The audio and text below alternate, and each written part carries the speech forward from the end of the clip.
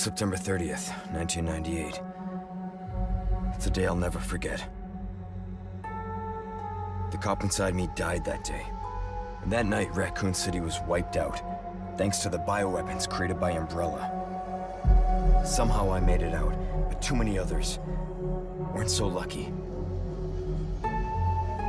I was asked later to join a top-secret government program.